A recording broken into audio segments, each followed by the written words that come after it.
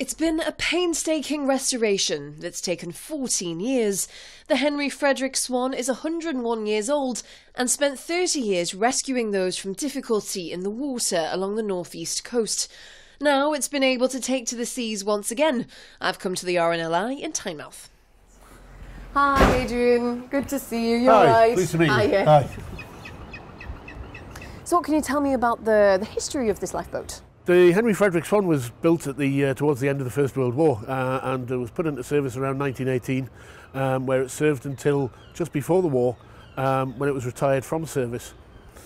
We got a new lifeboat which was unfortunately destroyed by a German bomb in 1941, and the Henry Frederick Swan was brought back to the station to serve until after the war. It's a very historic boat. It was named after the former chairman of Tynemouth RNLI and also one of the directors of a major shipbuilding company on the Tyne. The lifeboat has been the first project for the North East Maritime Trust in South Shields, which was set up in 2005. So it really has been a labour of love then? An absolute labour of love, yeah. It's, all of the wooden panels have been replaced, they've stripped the boat out, they've had to change the engine and just basically turn it back to as good as new.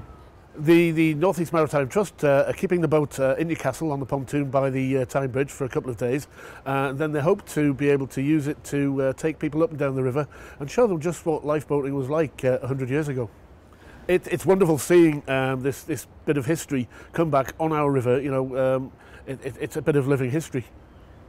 The Trust now has more than 100 members, and work has begun on an even older lifeboat, the Bedford, whose last service was in 1937, in a bid to keep our rich maritime history alive.